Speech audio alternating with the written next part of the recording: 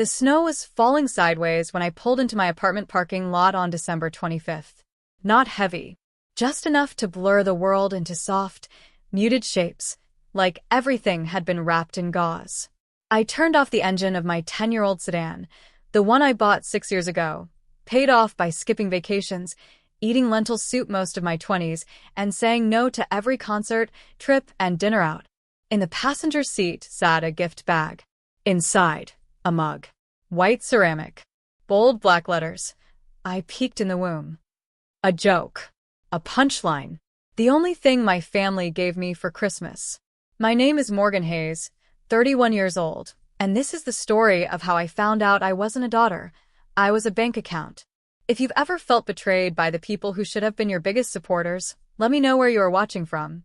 Hit that like button, subscribe, and share this story. Let me know in the comments, have you ever had to protect yourself from your own family? This story is for you. I wish I could say I was surprised when I opened it. I wish I could tell you the mug caught me off guard, that I laughed politely, and then looked around for the real gift. But no.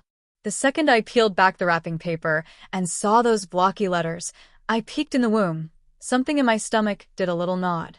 Like, yep, that tracks. I held it up for everyone to see, like I was on some low-budget game show called Guess Who Stole the Family Punchline. My mom cackled. My dad smiled proudly. My sister, Caitlin, tilted her head and said, "You've always been dramatic." Like that explained anything. I smiled quietly. Not the kind that reaches your eyes. The kind that's socially acceptable in family photos and hostage situations. Then Caitlin opened her gift. You know that moment in a movie when the camera pans up, there's a string quartet, everything goes slow-mo and sparkly? That was this. Except instead of a romantic proposal or a soldier returning home, it was my parents handing Caitlin a set of car keys tied up in a red satin bow. "Oh my God," she gasped, like she didn't already know. Like this wasn't rehearsed. Like they hadn't already posted a teaser on Facebook about big surprises coming. She rushed outside in her little heeled boots, squealing, "No way, no way, no way," over and over. I followed behind, not because I wanted to see the car. I already knew it would be something absurdly impractical, but because I wanted to make sure I wasn't hallucinating. And there it was. Brand new. Still had the dealer tags. Sleek. Shiny silver. I think it was an Audi, but I can't be sure, because I temporarily blacked out from the sheer absurdity of it. "She needs something safe for job interviews," Mom said, resting a hand on my arm, like I should be proud, like I should be grateful, like this made sense, right? Because Caitlin, who had quit 2 internships in 3 months because they were too early, was suddenly the poster child for career advancement. I glanced down at my mug again, still in my hand, still real. Inside, over cinnamon rolls and mimosas, which I made, by the way, everyone gushed about the car. Dad said something about investing in the future. Mom joked that now Caitlin could finally stop borrowing her car and wrecking the bumper.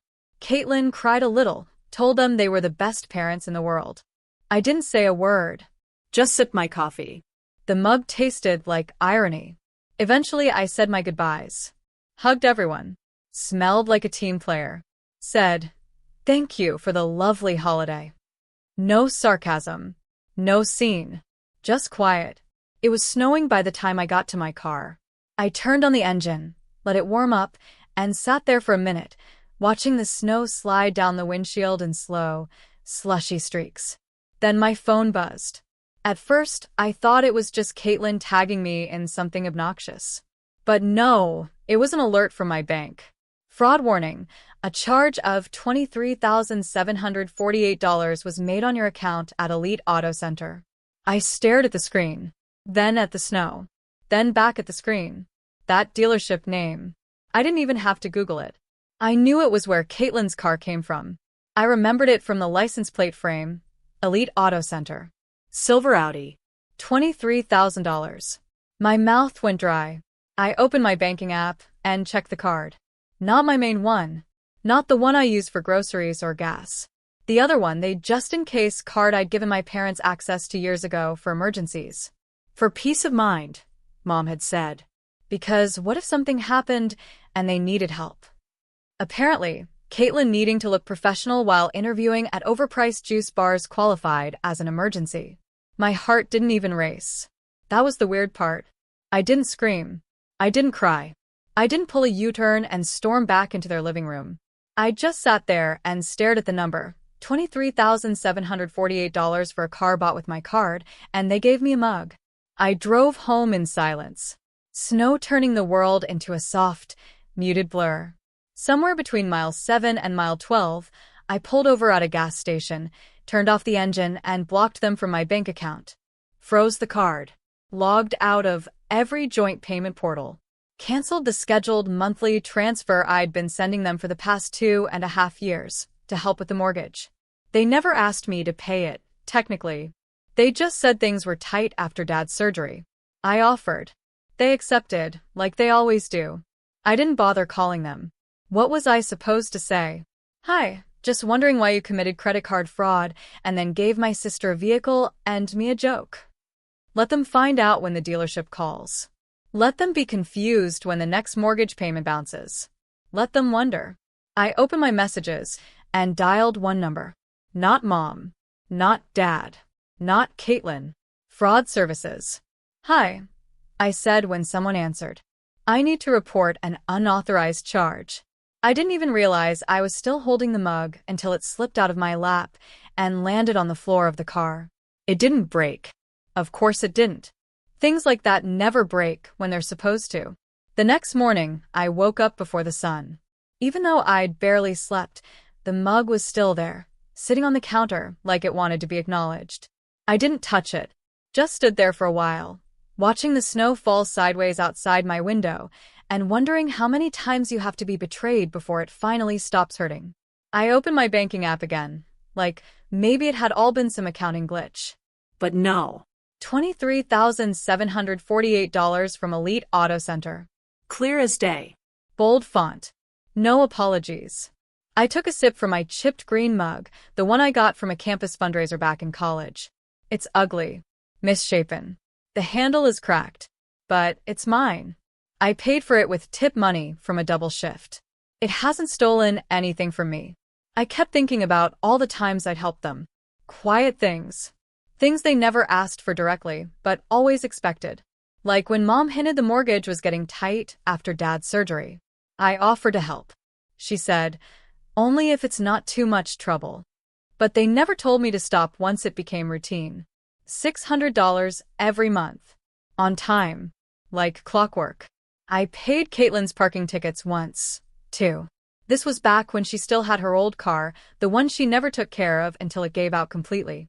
She'd forgotten about the tickets and cried when her registration got flagged, said it was ruining her life. I paid them online at 2 a.m. and didn't even get a thank you. Just a Venmo request a week later. Nails before interview. I thought about calling them, telling them they had 24 hours to return the car. But I knew exactly how that would go. Mom would get teary. Dad would say something neutral like, let's all calm down. Caitlin would act confused and offended at the same time. No thanks. Instead, I got dressed, grabbed my coat, and drove. Their house looked the same as always. Beige siding, plastic reindeer half-lit on the lawn. I parked across the street and let the engine cool before I got out. My hands were steady, but something in my chest felt sharp. Mom opened the door in her Christmas robe. Oh, she blinked. Morgan, I wasn't expecting. I know you used my credit card, I said. Just like that. No small talk. No hugs. Just the truth straight between the eyes. She went pale for a second, then smiled like we were acting in a play together, and I'd flubbed my line. Come in. It's freezing. I stepped inside. The living room still smelled like pine and gingerbread. Scraps of wrapping paper on the floor. The bow from Caitlin's car keys was stuck to the side of the fireplace. Dad was on the couch reading the paper, like it was any other morning. Everything okay? He asked, without looking up. You used my emergency card to buy Caitlin a car? I said. $23,000. That got his attention. He looked at Mom, who gave him a look like, I've got this. Then turned back to me.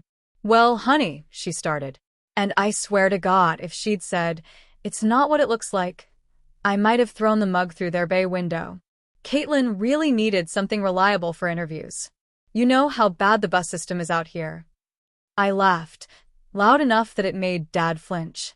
That's your explanation? You stole from me because Caitlin doesn't like public transportation. It's not stealing, Dad said, holding up a hand. You gave us access to that card for emergencies. For emergencies, I snapped. Not for luxury sedans. Don't be dramatic, Mom said. You make good money. We didn't think it would be a big deal. You didn't think it would be a big deal to spend $23,000 of my money? There was a pause. That uncomfortable family pause, where everyone wants to say something, but nobody wants to go first. Then, of course, came the star of the show. Caitlin walked in. Fuzzy slippers. Full face of makeup. Giant iced coffee in one hand. Phone in the other. What's happening? She asked, eyeing me like I'd walked in with a warrant. She's upset about the car, Mom said softly. Caitlin rolled her eyes, so hard I could hear it. Oh my God, Morgan, really? You're mad about that? You make 6 figures and live alone. It's not like you're hurting. You used my card without permission, I said. That's called fraud. You're so uptight, she laughed. This is exactly why you're still single. You act like money is love or something. I turned to my parents. You can return the car today or pay me back in full. Otherwise, I'm filing a police report. Mom looked horrified. You do that to us over a car? Dad looked tired, older than he did yesterday. It's Christmas, Mom whispered, like the date was a shield against accountability. You didn't even give me a real gift, I said. You handed me a joke, then used my money to give her a car. I waited. No one spoke. Then I said it. The card is already frozen. The bank is aware. And I've canceled the monthly transfers. You'll need to figure out the mortgage on your own. That one hit. Mom gasped, like I'd slapped her. You're punishing us. No, I said. I'm just finally choosing myself. I walked out before anyone could cry or yell or throw out some sentimental line about family. I'd heard them all before. Family means sacrifice. Family comes first. Family is everything. What they never said but always meant was, family is everything, until it inconveniences Caitlin. I didn't slam the door. I didn't owe them that much energy. When I got back in my car, I sat for a minute with my hands on the steering wheel. My phone buzzed. New message from the bank. Fraud report confirmation. I smiled. It wasn't a joyful smile, but it was real. Turns out I didn't peak in the womb. I just hadn't started climbing yet. I didn't expect to feel better. But I did. Not joyful. Just steady. After everything that happened at their house, there wasn't much left to say. There was only what needed to be done. I sat down with a cup of coffee and opened my phone. I scrolled back through old messages until I found the one I'd sent to Mom 3 years ago, when I gave her the emergency credit card. It was simple. Just to be clear, the emergency card is for medical or house stuff only. Please don't use it for anything else. I took a screenshot. Then, I downloaded the credit card statement, the one with the $23,748 charge to Elite Auto Center, and saved the photo of Caitlin standing in front of the silver car with her red bow. I'd taken it at Christmas, without thinking. Now it was evidence. I called the local police department's non-emergency line and asked how to report financial fraud. A woman transferred me to an officer. I explained everything, calmly, clearly. That I'd given my parents a credit card for emergencies only. That I hadn't authorized the purchase. That I had written proof and documentation. He asked if I was willing to send it. I said yes. He gave me a report number and an email address. I sent it all that afternoon. No drama. No yelling. Just facts. I wasn't doing this to hurt them. I was doing it because they crossed the line. And I finally decided to stop pretending they hadn't. 3 days later, the fallout began. The first sign came in a text from Caitlin. You're unbelievable. A few hours later, she posted a video to her social media. Her car, technically the one I'd been charged for, was being towed from the driveway. She didn't say much. Just filmed it and stared into the camera like someone had robbed her. Caption: Some people can't stand to see you move forward. She tagged me in it. I watched it once, then closed the app. Later that day, someone messaged me privately, one of Caitlin's old high school friends. She said she wasn't surprised, and that Caitlin had a long history of taking advantage of people. It wasn't meant as comfort. But I appreciated the honesty. The next morning, I got a voicemail from my mother. Her voice was shaking. There were police at the door today. They said there's a report against us for fraud. Morgan, how could you? You're tearing this family apart. This isn't who we are. I didn't save the message. My father sent a short text later that afternoon. This has gone too far. We need to talk. I didn't respond to that either. By evening, the extended family started chiming in. First, a group message from my Aunt Diane. Did you seriously call the police on your own mother? I replied with one sentence. She used my credit card without permission. I reported it. No one said anything after that. The silence wasn't surprising. It was just louder than usual. As the days passed, things started unraveling for Caitlin, too. She'd been planning to start a new internship in January, something one of Dad's friends had arranged for her. With no car, she couldn't get there. She missed the first few days, and they dropped her. She complained online, said I'd ruined her life, that I was jealous, bitter, and cruel. She left out the part where she spent my money without asking. Meanwhile, I got an alert from my old bank. An attempt had been made to log into the shared mortgage portal, probably Mom. It was already shut down. She would have seen nothing but a login error. A few weeks later, someone forwarded me a listing link. Their house was up for sale by owner. The photos were poorly lit, taken from their phones. I recognized the living room, the same one where they handed Caitlin car keys and gave me a mug. I clicked through every picture. I didn't feel smug. I didn't feel satisfied. I felt done with explaining, done with trying, done with being useful only when it was convenient. I hadn't heard from them since. The voicemail, the text. No apologies. No explanations. Just quiet. A few days after the report was filed, the charge was reversed. The dealership pulled the car. The card company returned the full amount. Quietly. Efficiently. No apology needed. I sat on my couch that night, coffee in hand, and opened my banking app. Everything was in order. Nothing missing. Nothing misused. Everything mine again. I thought back to Christmas, to the way they smiled when Caitlin squealed over the car. How proud they looked, like they'd done something generous. Something loving. I wonder if they still felt proud now. The mug was still sitting in the trash. I hadn't bothered to take it out. I didn't need it anymore.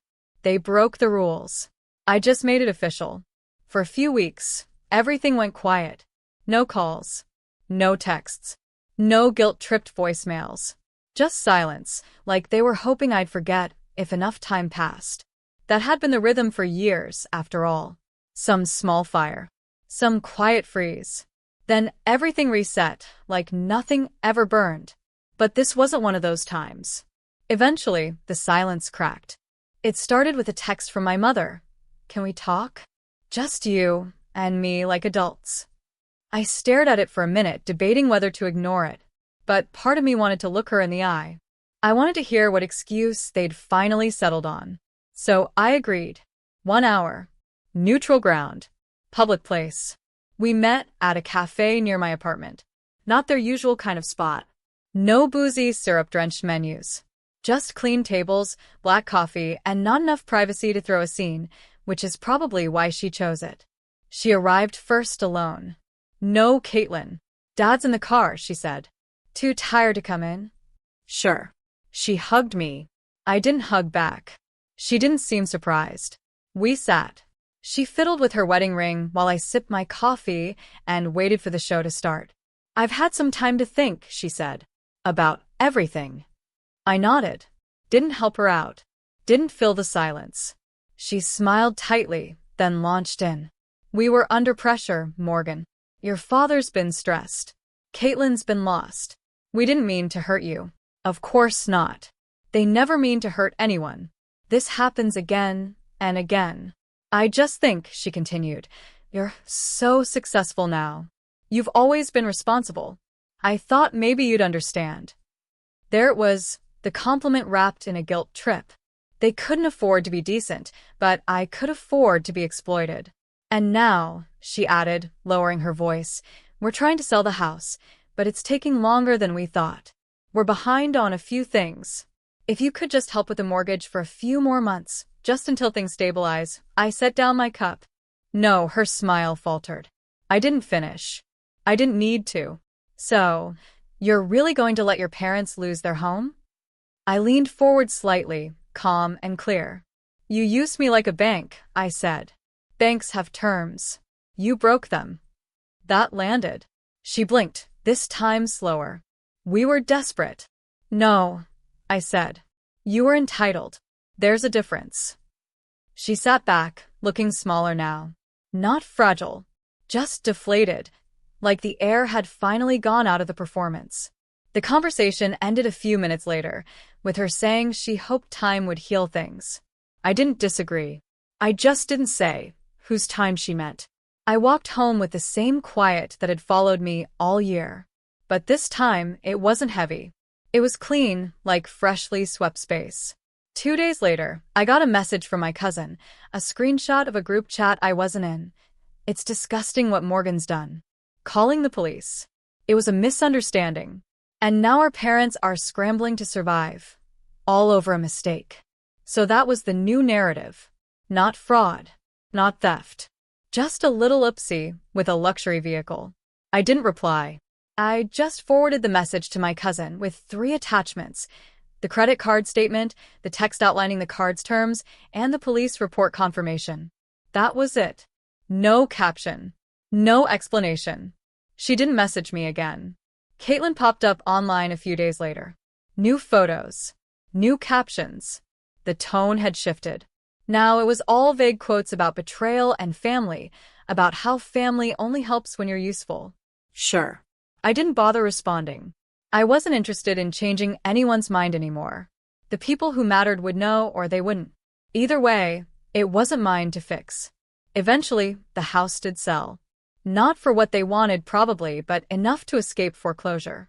Someone sent me the listing link. I didn't click it. I didn't need to see my childhood packaged as square footage and potential. They moved into a smaller place on the other side of town. I know, because Mom emailed to update her address in case things change. I didn't reply. I wasn't angry. I wasn't bitter. I was just done. One morning, I cleaned out the kitchen drawer where I keep odds and ends, takeout menus, old birthday cards, keys to things I don't own anymore. At the very back was the folded-up invoice from that December credit card bill. I shredded it fully, carefully, like a closing ritual. They used to say I was the strong one, that I didn't need as much, that I could take it. What they meant was, you're easier to ignore. They taught me to be quiet. Turns out I was just waiting for the right moment to speak. So now you know what happened. Some people say I went too far. Others say I didn't go far enough. I didn't make a scene. I didn't scream. I didn't slam doors or burn bridges. I just enforced the boundary they never thought I'd draw. But what do you think? Was I wrong to call the police? To report the fraud? To walk away? Or was that the first right thing I've done in a long time? Either way, thanks for listening. And if you want to hear more stories like this one, honest, messy, human, go ahead and subscribe.